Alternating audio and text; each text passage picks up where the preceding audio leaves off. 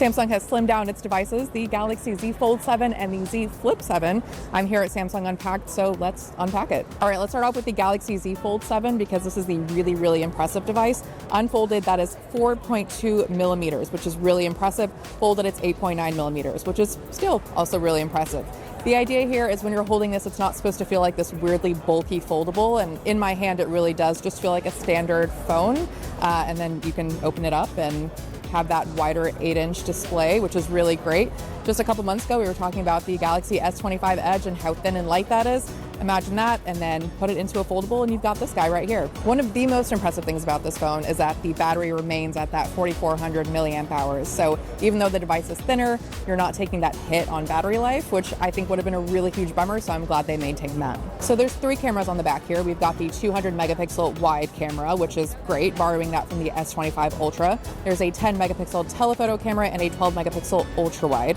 And then you have that 10 megapixel cover screen and main screen selfie camera. And now on to the Galaxy Z Flip 7. So this is also a thinner phone. It's about 6% thinner than the Galaxy Z Flip 6. But you know, after you've held the Z Fold 7, it doesn't wow you as much, but it's still very cool, obviously. This has a 4.1-inch cover screen, which is larger than the last version, so that should make a lot of functions feel a little bit more seamless here. And then inside, you've got that 6.9-inch screen as well. Still feels very nice and normal, so you can kind of choose which screen you want to go with, and hopefully it's not awkward. And this one has a 4,300 milliamp hour battery. The Z Flip 7 has a 50 megapixel wide camera, a 12 megapixel ultra wide camera, and a 10 megapixel selfie camera on the inside screen. And it maintains that IP48 rating. Now, in terms of pricing, you might want to brace yourself. The Galaxy Z Fold 7 costs $2,000 and the Z Flip 7 costs $1,100. Pre-orders are available now, and they'll become available on July 25th. But if you don't want to spend all that money, there is the cheaper $900 Galaxy Flip 7 FE. This has those same cameras that you'll find on the regular Flip 7. It's got that 50 megapixel wide, 12 megapixel ultra wide, and 10 megapixel selfie camera.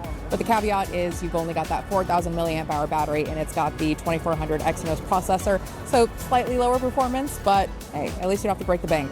So far, I like what I see, but I am looking forward to using these devices more and seeing how I feel about them, especially this guy right here. But how do you feel about a thinner foldable? Does that make it more appealing to you? Are you deterred by the sticker price? Let us know in the comments, and be sure to hit like and subscribe for more on all things tech. Thanks for watching.